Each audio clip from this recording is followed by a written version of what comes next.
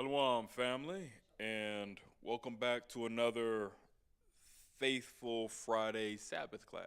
Okay, and we're going to pick things up where we left off in the book of the Wisdom of Solomon, chapter 8, and verse 13.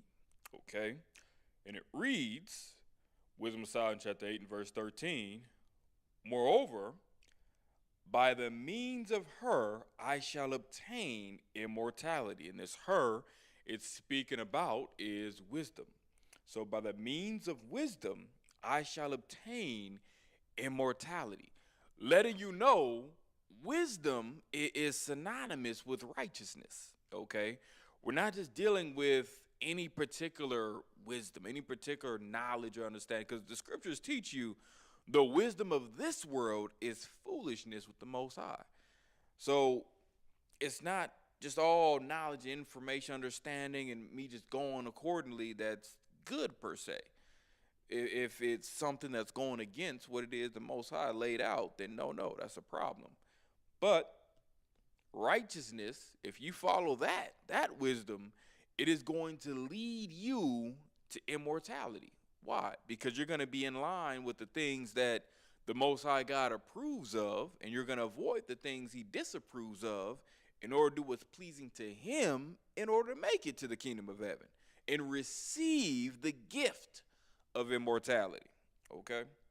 And it says, verse 13, and leave behind me an everlasting memorial to them that come after me. Now, how is that going to be the case? I'm going to first leave behind me an everlasting memorial. That memorial, your memory, okay? Your memory. Everlasting, though. How? Because when you're actually applying righteousness and you receive that kingdom, guess what? You'll have an eternal dwelling place where your memory will always be there because you're there. And your works, your good fruit will always be there. So that's what it's dealing with. It's always going to be the eternal.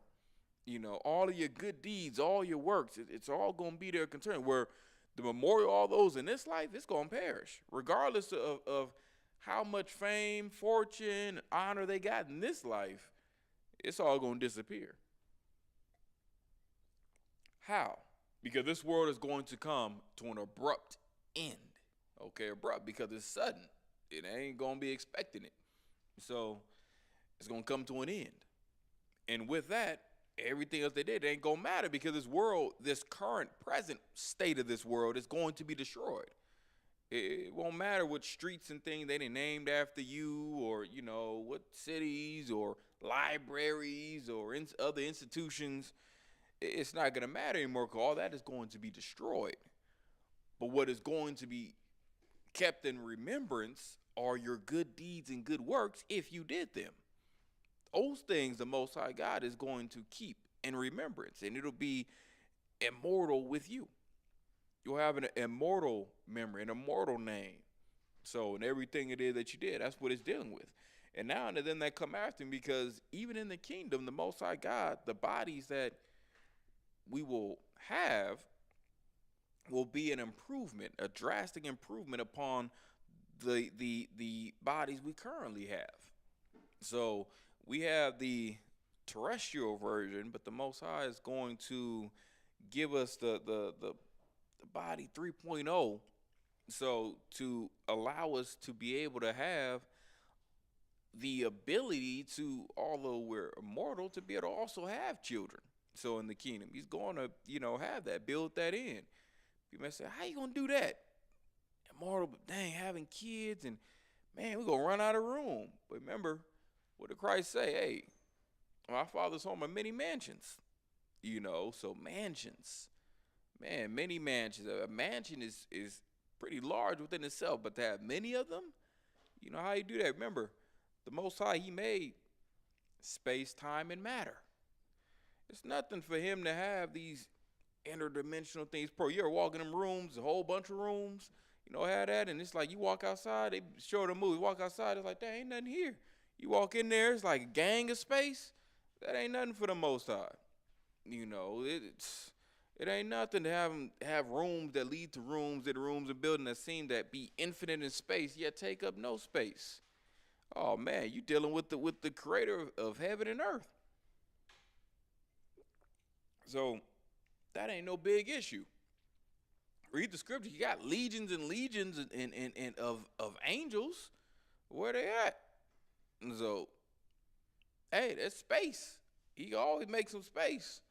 Like you say, even the scripture say, hell is never filled. Hell can hey, Most High always open up some space anywhere. So he's king of opening up space. So if it's legions of angels, hell don't overflow. It's the same with in that kingdom. We gonna make sure whether it's starting off hundreds, thousands, hundreds of thousands. Hey, it's always gonna be room with him. So now, verse 14. I shall set the people in order, and the nations shall be subject unto me. This is the next thing to follow with that kingdom. Hey, set the people in order. So set the people in order. Once people are set in order, what will happen? And the nation shall be subject unto me. How and why? Because once righteousness is established, once that's set up and you have that example, then there's something that is now in place to be followed. You got to have something in place for something to be followed. Nothing in place can't follow nothing if it ain't there. So there has to be something in place. And that thing that's going to be in place is righteousness. So this in context is I shall set the people of the children of Israel in order, and the nations shall be subject unto me. They're going to be in place. So, and this is something that will happen. 15. Horrible tyrants shall be afraid when they do but hear of me. I shall be found good among the multitude and valiant in war. So, and this is something even too that even you can say is even applicable in this day and age, because it still happens where when you set wisdom in place and wisdom is in order, wisdom will give you the ability to move in a way that you'll be able to have it to where others will want to be subject unto you. You know, that was actually what the Most High was setting us up as a people was, remember, Deuteronomy 4:5, this is like, dang, you know, what nation, what manner of people these that have such good, just laws, like, man, and such a God.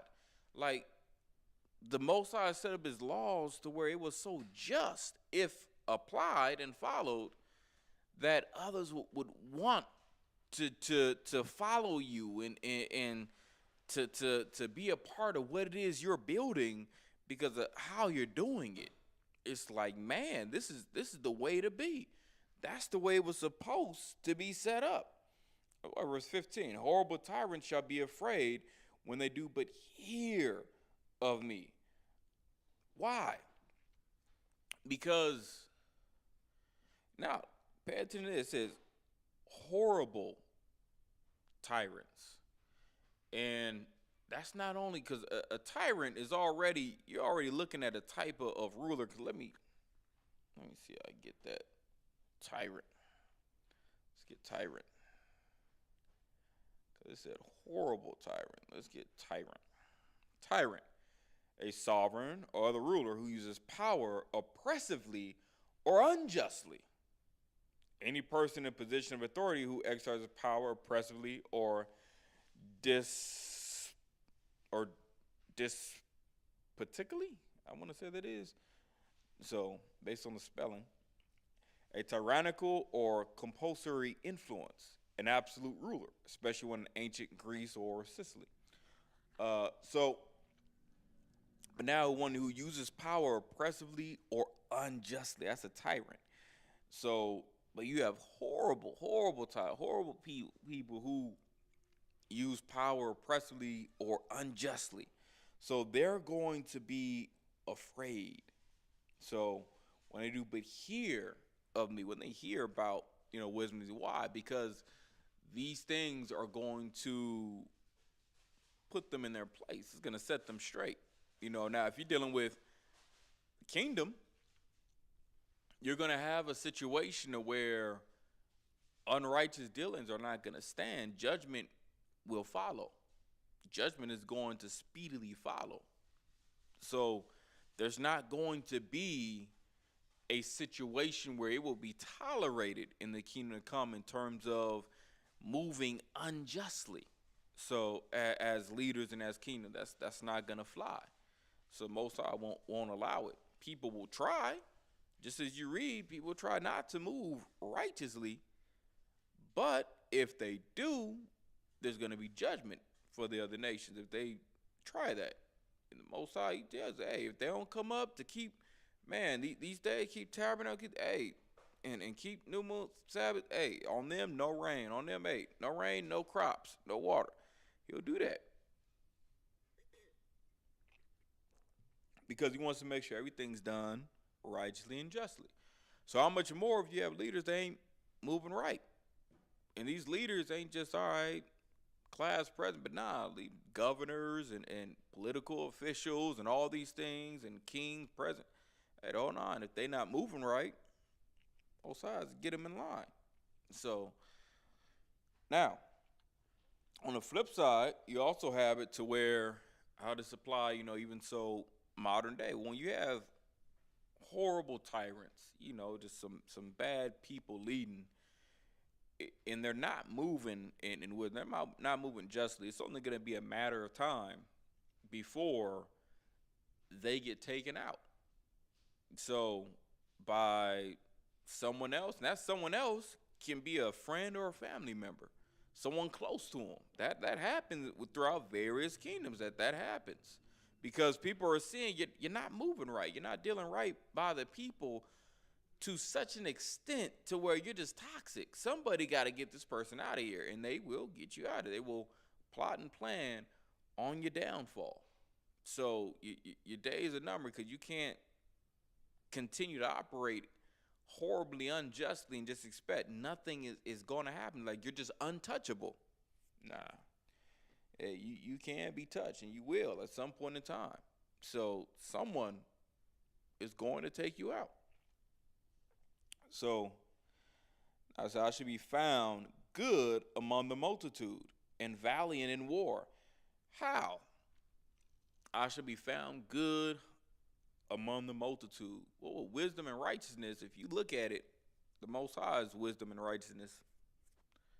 People, if they actually listen to many of the laws, they're going to find those things good. If you're telling people, like situation terms, like we learn, don't murder, don't steal, don't rape, like all these things, people say like, that's all solid. It makes sense, not to do those things. It makes sense that those things would be bad, and even with some of the judgment, hey, I may not necessarily like the judgment, may not fully agree, but I get why those things can be in place and why some of those severe type punishment for some of those things, because then that teaches people, hey, I don't want that. Nah, you see what happened? What happened to Jody and them? Nah, missed me with that one, bro. I ain't trying to get involved with that. That's too much. And that's what it was about. It was about having judgments for things that, man, no way I get caught up or involved with that, because the judgment's so severe. Nah, I'll fight to make sure I'll do anything not to have to deal with that judgment.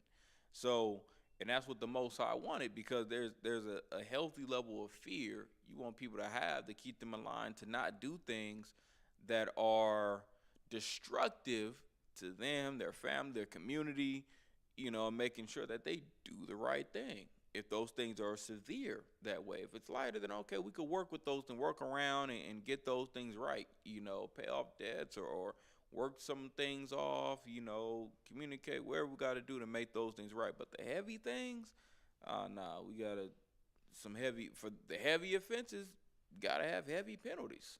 So that's the way it works. And it should work. So now, let me see. And of course, like it says, in valiant in war. Why? Because when you operate and in wisdom, you're able to move strategically. You're able to move in a way that's cunning. You're not just putting stuff out there, just doing anything. So, and it's key, like I said, war, not just the battle. The battle is more so the fight. The war, like the battle is the small picture. The war is the big picture. Okay, and there's a lot of different elements that go into war. That makes everything what it is as it be. So you're learning strategy through wisdom and how to move to be successful in these different arenas. Okay, so because there's different wars that are fought. Like everything from Great War of Ignorance, or various other things, but that there's various wars that are being fought, on different levels, that wisdom can help guide you through those things. Now it's like social media, riddled with wars between men and women and all sorts of things. Like, wisdom will teach you how to better navigate those things, or relationship issues, and spousal issues, and wisdom will teach you how to better guide and go about those things to strategically and in a good way be successful and win. So wisdom will teach you that. 16.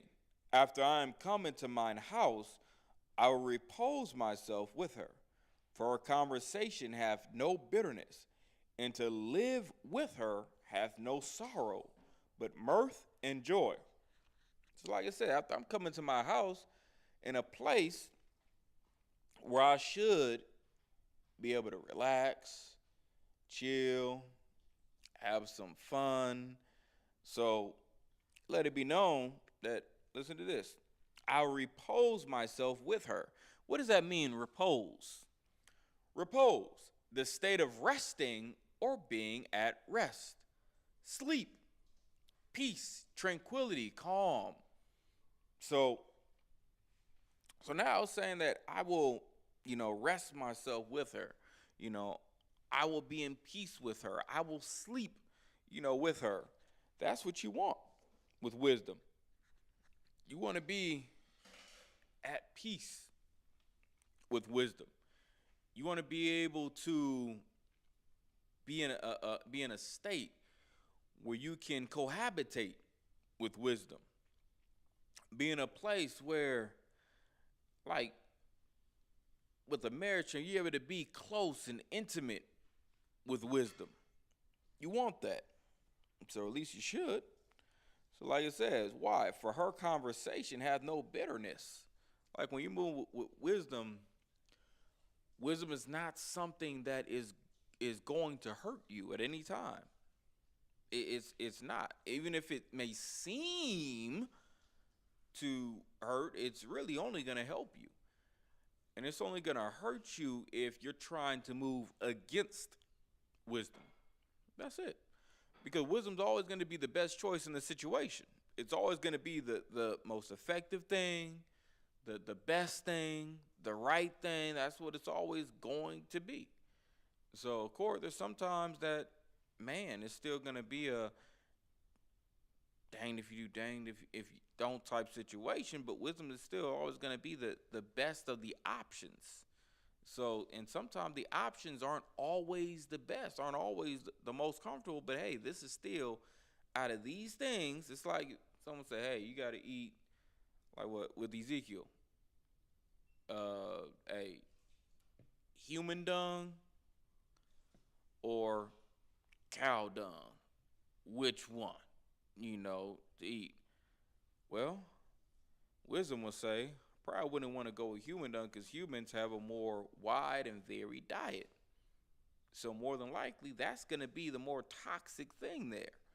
But at least I know there's more of a consistent diet there with cattle.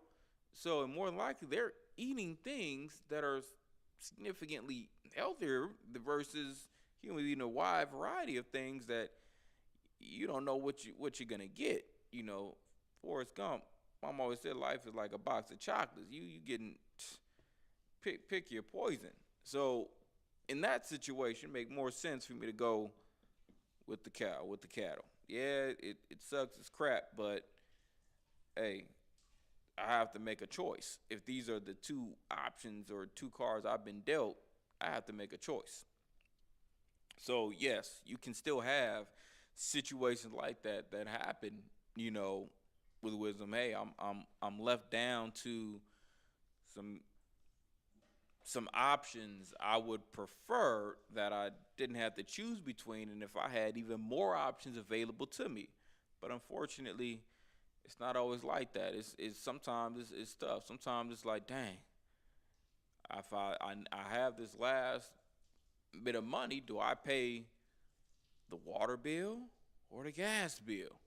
You gotta wisdom is gonna guide you to which one would be best to pay as you think it out and think, well, shoot, if most of my appliances are electric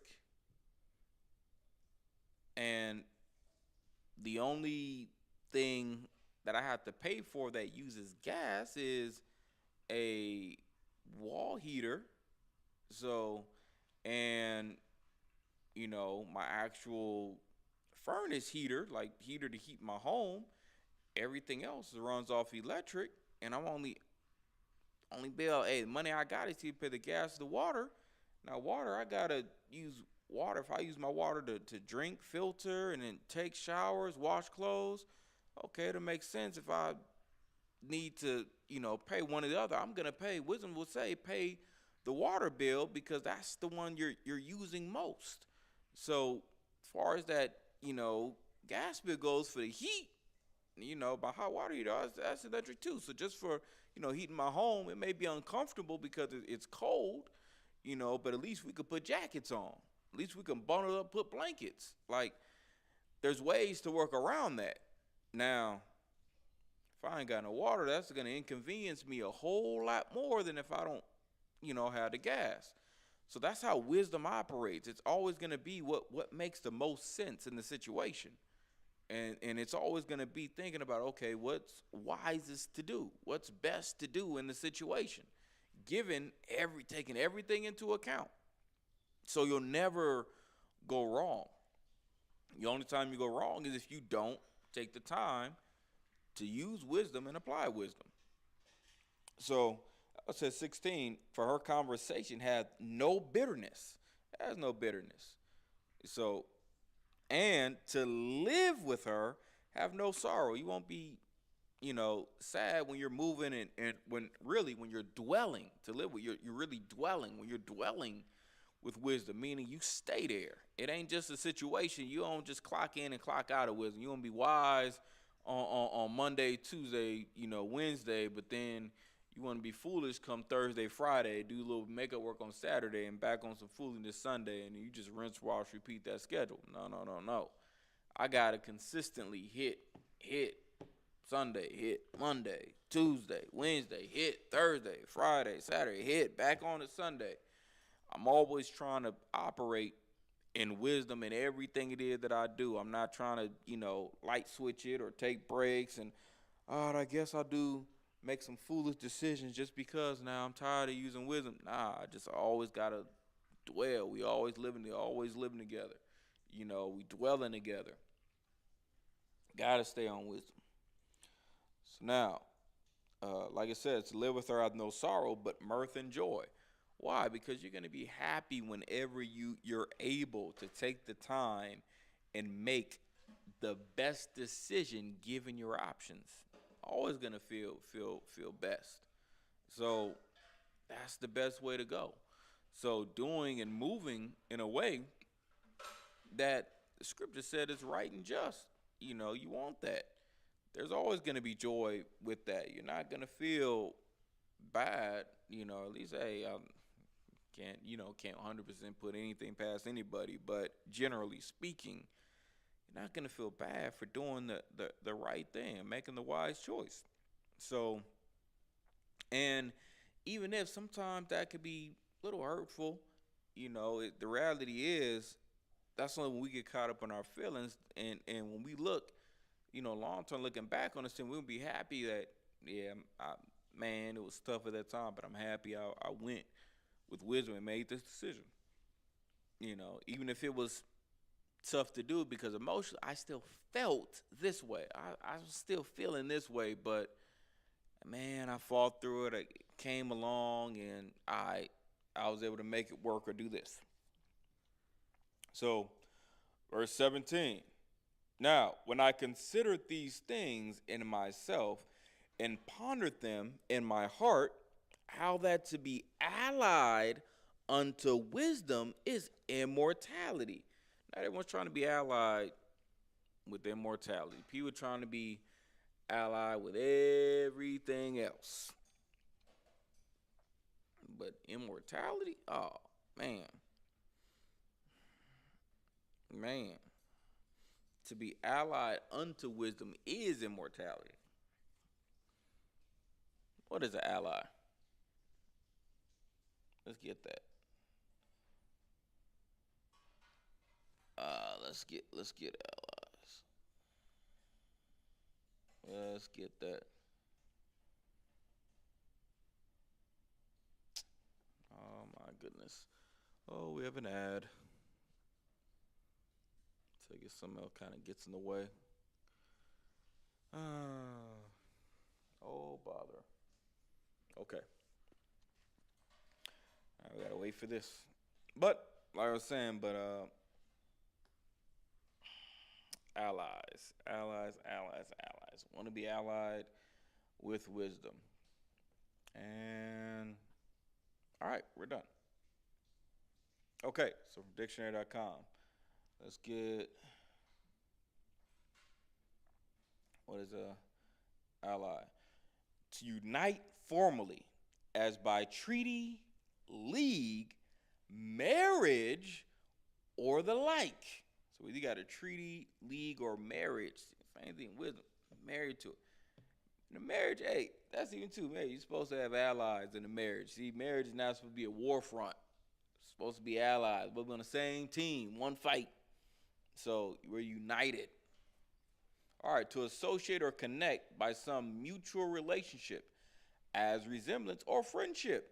Ally, hey, friends. We're together. To enter into an alliance, join, unite. Okay? So you want that.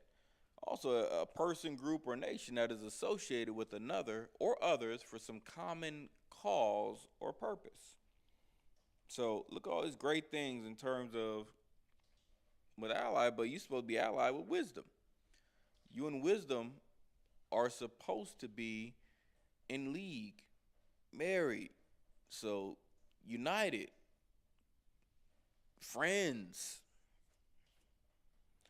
That's how it's supposed to be. Now it says, I pondered them in my heart. Verse 17, now when I considered these things in myself and pondered them in my heart, I'm considering, meditating on these things, thinking about it in my mind. That what? How that to be allied, to be joined together, united unto wisdom is immortality. That's eternal life. That's how you get there. You got to choose, make that choice. Say, hey, I got to be at one with wisdom. How? You got to learn to understand these scriptures and apply them. 18. And great pleasure it is to have her friendship. And in the works of her hands are infinite riches. Infinite riches. We be up here, we just set goals. I just need, man, if I just get $10,000, 100,000, 500,000, million, but imagine infinite riches. Man,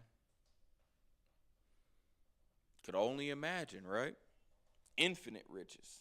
His inner hands are infinite riches. And in the exercise of conference with her, prudence. See, look at that. Now, why in our hands are infinite riches when you're dealing with wisdom? And it's really twofold. Because when you understand, because remember, like he was dealing with, to be allied is immortality. When I reach there, the Most High God, through that gift of immortality, man, it set us on top to where it's not like, because sometimes prior to the truth, when you're younger, if you're like, at least speaking for myself, man, when I thought immortality, I always thought like people look at stuff like I don't know, kind of like being a vampire or something. Like, man, I don't want to be immortal in this world, in this wicked world.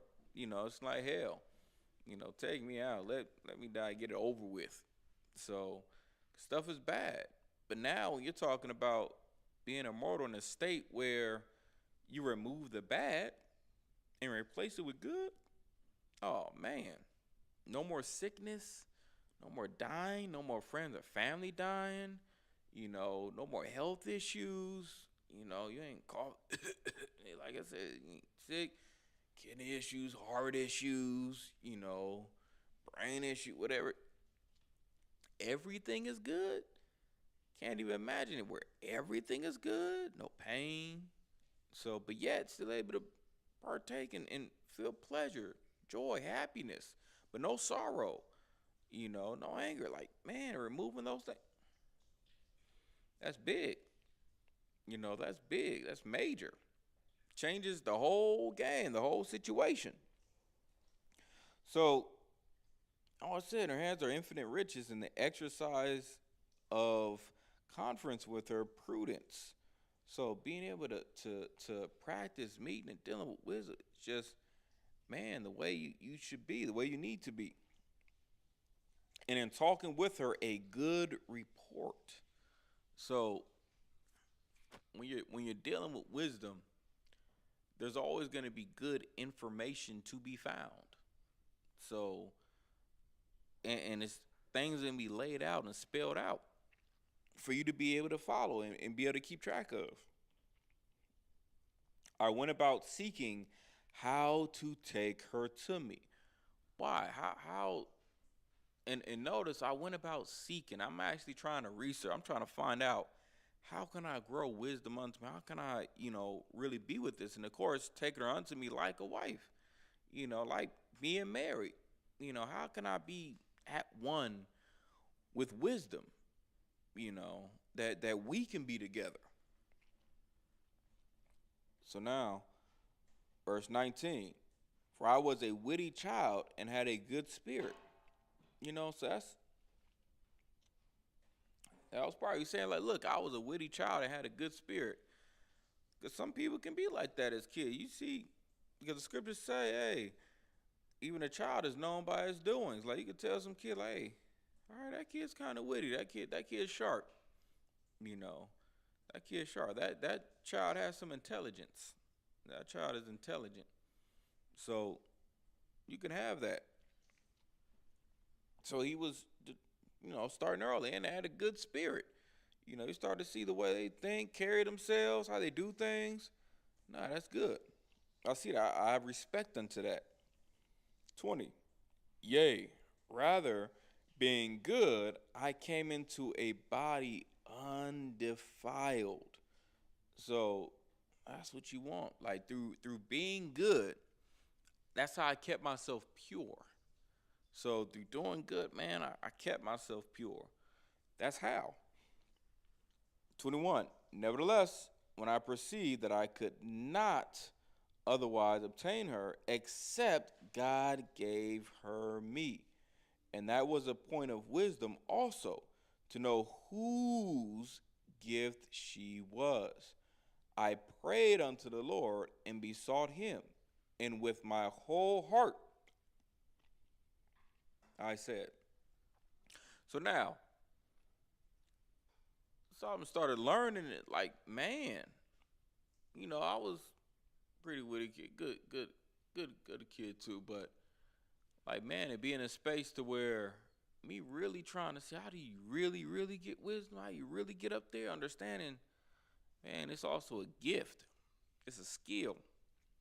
But whose gift is it? It's the Most High God as He chooses to giveth. And He gives. It's up to Him how much He chooses to give. And it's not just beamed into you, zapped into you necessarily. No. but allowing a mindset and spirit to first off seek out knowledge and understanding, and then to want to apply it in your life. Because you have a lot of people, that have knowledge, understand on things, but don't apply it. They don't do it. It don't matter if it's health-wise with diet stuff or dietary things, or health-wise in terms of fitness, or economical things, finance things, or you name it. There's so many different things that they get the knowledge and may even have the understanding, but they lose sight of the application. So then you're truly not moving in wisdom. You're actually, at that point in time, moving in foolishness, because you know better and you understand, but you don't do. That's a fool right there. And we become foolish in a variety of things. So because we know, we understand, because it goes back to the saying I would say often, that a wise man or woman or child is one that sees their faults, admits them, and corrects them.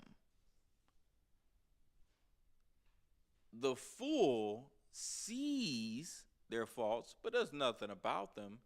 The blind are the ones that don't see them at all.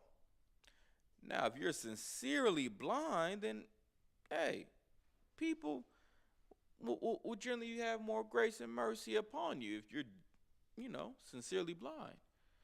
But if you can see, you're aware, but you choose not to make the changes, that's when the problems start coming in.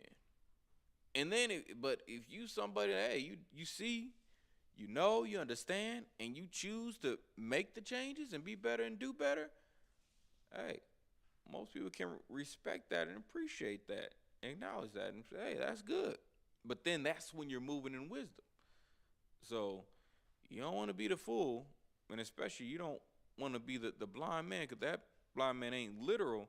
You being blind, nah. It's just you don't see the problem. You don't have eyes to be able to perceive that, hey, this is a problem.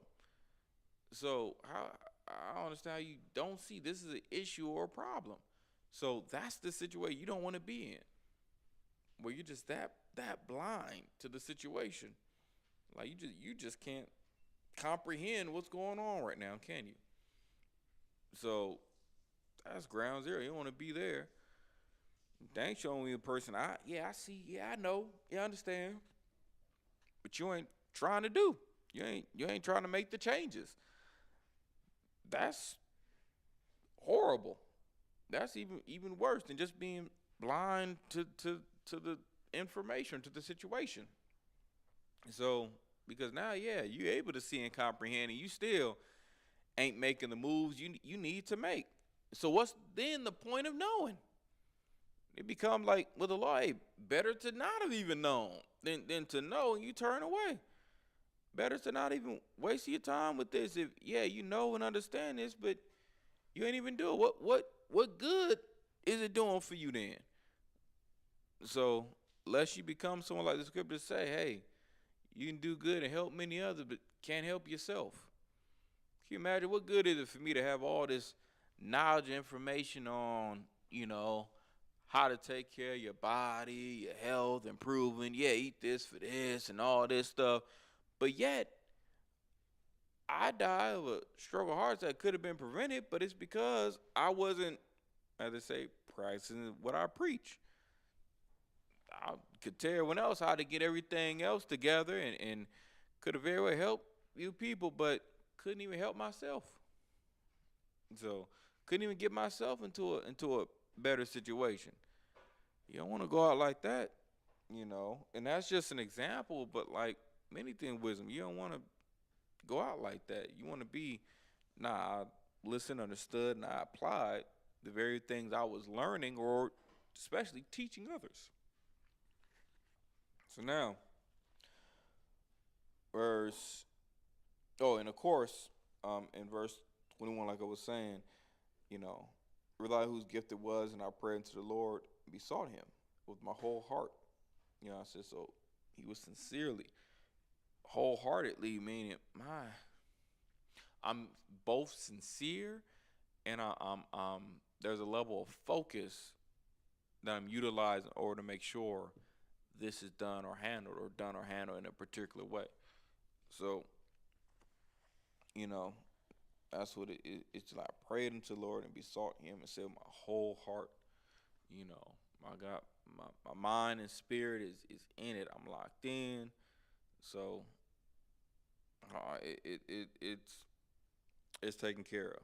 Let's get Wisdom of Solomon, chapter 9, and let's read verse 1. Book of the Wisdom of Solomon, chapter 9, and verse 1. A God of, oh, excuse me. Oh, God of my fathers. This is his prayer. O God of my fathers and Lord of mercy, who has made all things with thy word and ordained man through thy wisdom, that he should have dominion over the creatures which thou hast made. You understand with that, most High God gave that to man, to mankind. Okay, all man to where, hey, you're going to be able to have dominion, rulership over all of the creatures that Most High God made. That's beautiful. So, and let's see.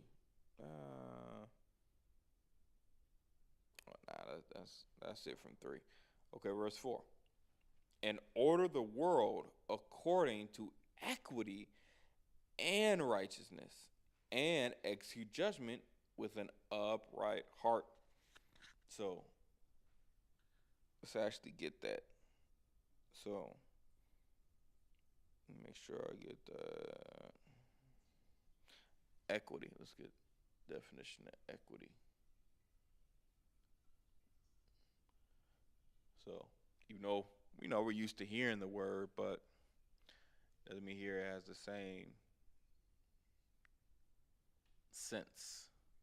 So equity, the quality of being fair or impartial. Fairness, impartiality. So something that is fair and just. That's what you're dealing with. So fair and just. And this is verse 3. In order the world according to equity means or in order the world according to fairness and justice and righteousness, and execute judgment with an upright heart. So that's how you have those things. That's what's going on there. Verse, and the Most High, see, that's the thing. Most High, how he tried to do things and set up the world was to do things in fairness. Okay? Do things through justness. That's how you want to be. Especially if you're in a situation where you're leading in some capacity. So need to be as a parent, or man, you name it, camp leader, supervisor, manager, you know, officer, whatever you're working or doing, you know, you want to make sure that you're moving justly, fairly, not to where people can see that there are clear signs of favoritism with you and how you're doing things. You're just not moving fair. You're not moving, you know, justly. You're moving impartially. You're having respect of persons. So you don't want to take that to the workplace. You don't want to move in that type of situation. So regardless if it's formal on your job or if it's in your house or congregation, you don't want that. So thank you. So that's the problem.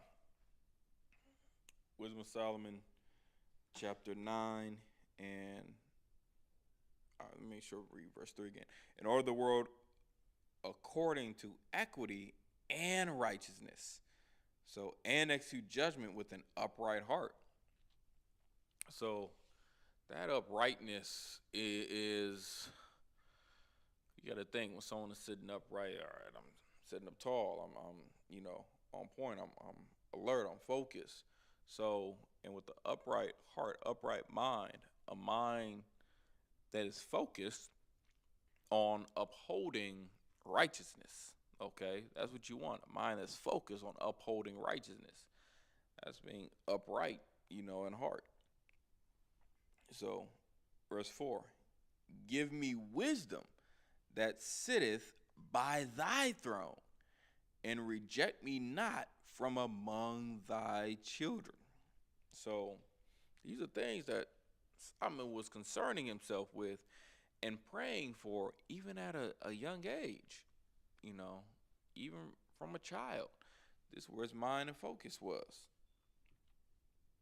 So, understanding that wisdom is something that can be obtained through going to the Most High, praying, asking Him for that, because, hey, how many of us actually prayed and asked the Most High for, hey, Father, help me be wiser.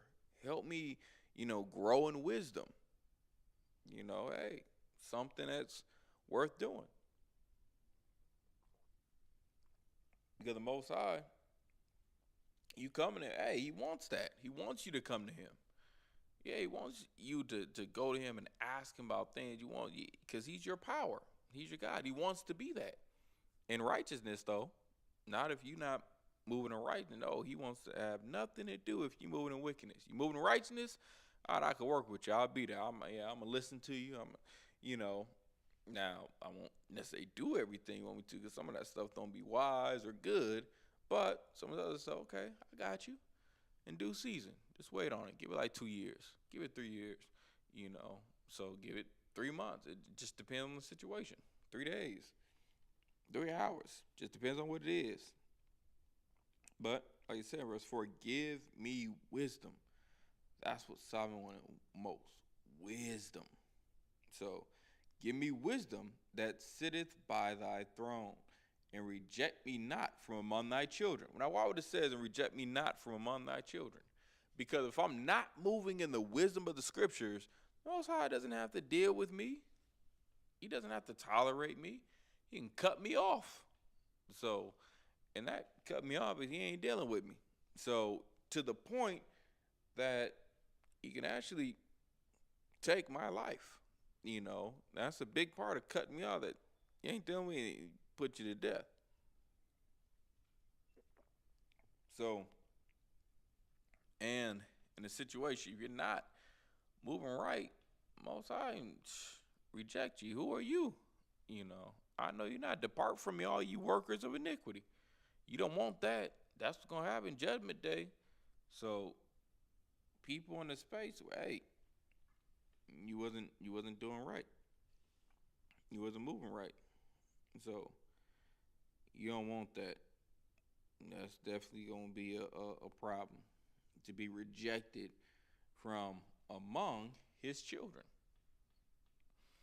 Verse 5, for I thy servant and son of thine handmaid am a feeble person, and of a short time, and too young for the understanding of judgment and law. This is part of what Solomon was praying for. You read that Solomon prayed to Most High, but what was he praying about? What type of stuff was he saying?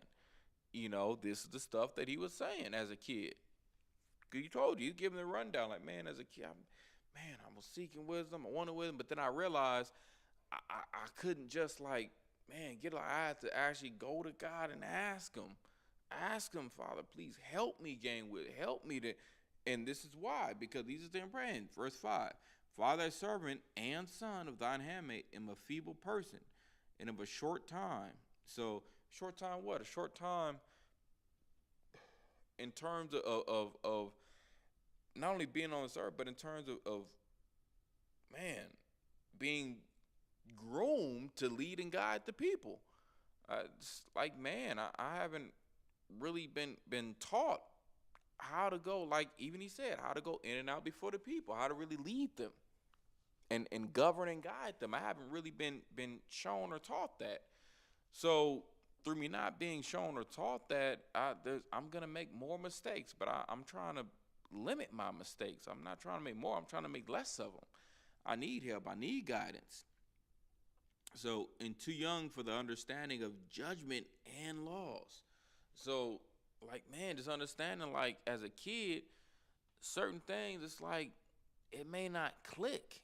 Certain things you can hear it, but it's like you can take an adult, you know, 24, 23, uh, who just started learning these laws for, 2, 3 years, that can over that time, if they didn't learn and be, much more adept than someone who is 12 years of age but has been learning the law their whole life. Why? Because as a kid, certain things, it may not click, the same way. It may not come together the same way, because your mind is still trying a lot to piece things together and look at the whole big picture. Whereas fast forward years down the line, 7, 8, 9, 10 years later, oh yeah, you process and pick up things in a totally different way. Now I'm computing things much faster. I'm catching on to, certain things much faster, much better. So there's a process. And Solomon, he was, all right, I don't know these things, but I at least know enough to know this. You really, really trying to get with, you need to get with the Most High. You need to pray to him, ask him to help you with that. So, and I did that. That's what he's saying. So that way I can really learn and know. Verse 6, for though a man be never so perfect among the children of men, yet if thy wisdom be not with him, he shall be nothing regarded. So you don't want to be like that. You can accomplish various things, but if you're not moving in wisdom,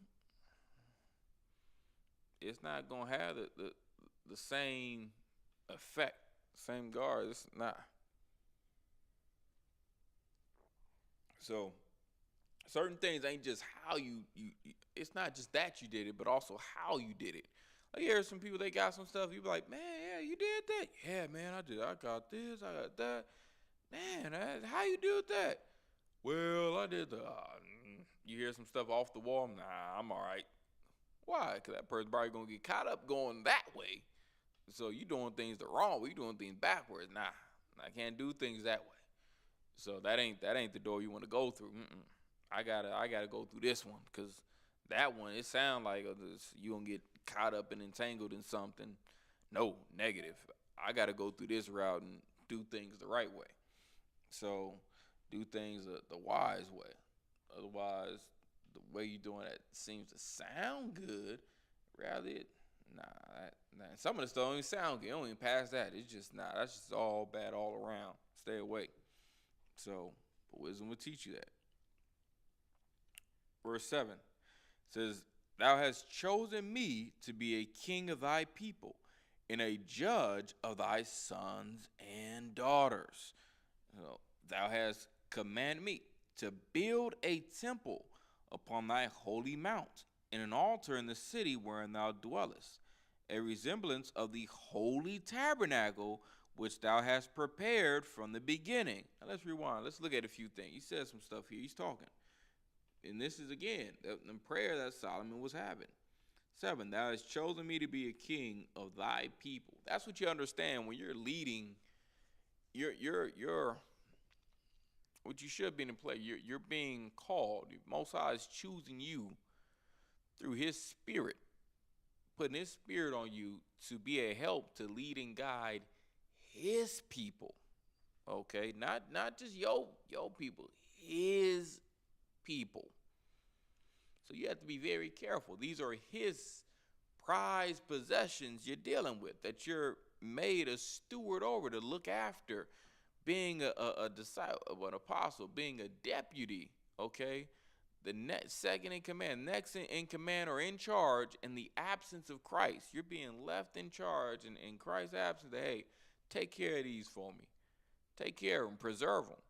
That's a lot of responsibility. One you should take seriously and not lightly, okay? Because these things the Most High cares about. So, and it can be a problem with Him if you don't do right by some of these things. So, and now it says, Thou hast chosen me to be a king of thy people and a judge of thy sons and daughters. Now, remember, you think you got, which you probably do, but have sons and daughters, your children, okay? Children. Whether they're your children, adopted children, stepchildren, hey, you got children. So, how do you generally feel about your children? Sure, you care about them, right? Love them. So, we don't want anything to happen to them.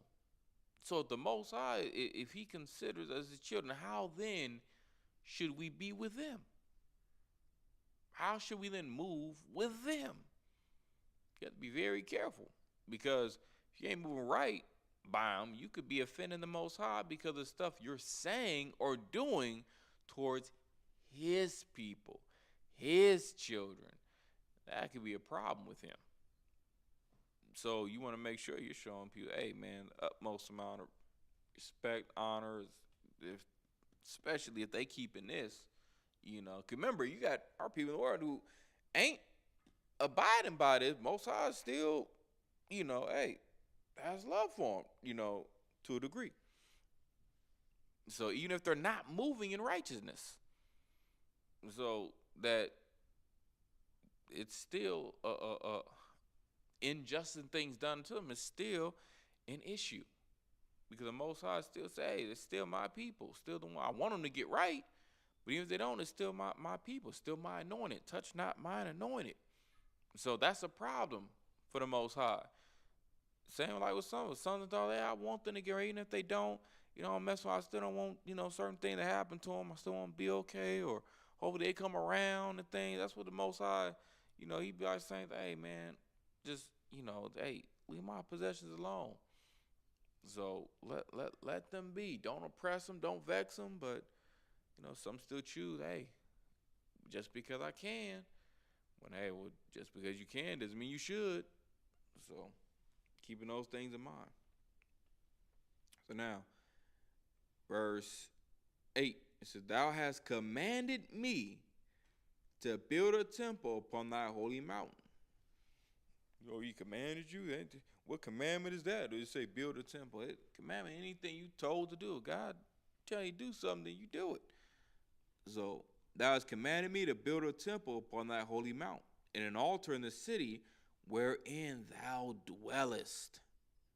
So, imagine that. That'd be beautiful. That's another thing coming with the kingdom. Like, man, eventually having that city again, having that place where, hey, Most High dwells here. Yeah, He here. That's what you want. So, an altar in the city wherein thou dwellest. Now listen to this. A resemblance of the holy tabernacle which thou hast prepared from the beginning. So, that's what you're looking at with the kingdom. That's what you're looking with that kingdom to come. Like, man, this is what we're looking like. We're trying to get back to where we were. We're trying to get back to that immortality which Adam and Eve were first made with.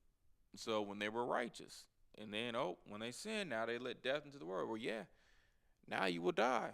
Not die on the spot, but no, eventually now you are going to die. Before, you weren't going to die until now. Now you will. So that's what changed up. Well, one of the main things. So that switched up the game. Now, the other part is, now listen to this, and it said, And thou hast commanded me to build a temple upon thy holy mount, and an altar in the city wherein thou dwellest, a resemblance of the holy tabernacle which thou hast prepared from the beginning. A resemblance. So the thing that he was trying to get made was something that was to mirror what he has in his heavenly realm. So on earth, hey, build it after this fashion, because this is what I like. This is what I like messing with, dwelling in. This is nice here. Do something like that. Verse And oh, you know what? For time's sake, we'll go ahead and next time we'll pick up in Wisdom of Solomon chapter 9 and verse 9. Okay, so we left off Wisdom of Solomon chapter 9 and verse 8. Understanding, really that everything Solomon building was a resemblance of the Holy Tabernacle that the Most High set up in the very beginning. Things, especially things that mirror, everything was mirrored like his realm, and hey, set it up exactly like this. So for a reason. So because this is what I like. This is what I got going on. So you'll get a little shadow of those things. That's what everything was built on. We were building a shadow of all those things of which the Most High had, but not the very thing that He had, but just a resemblance of it. Like a shadow is your a figure made to resemble you, but isn't actually you, and doesn't have all the details like you actually do. But it's a form. It's close. That's the same thing that God has Solomon building. Hey, this ain't 100% how I got it, but it's close. A lot of the things is set up. Hey, same way. That's why I'm guiding you how to do it. But it'll do for now and for y'all till eventually, y'all get to see what I got, and how I'm gonna make these things and be that much more popping. But we getting somewhere. We cooking with grease. But nevertheless, hope you got something out of this reading of the Book of Wisdom of Solomon, chapter 9, and verse, well, at least all the way up to where we were. But next time, most high willing, we'll be able to pick things back up in verse 9. Okay, so with that,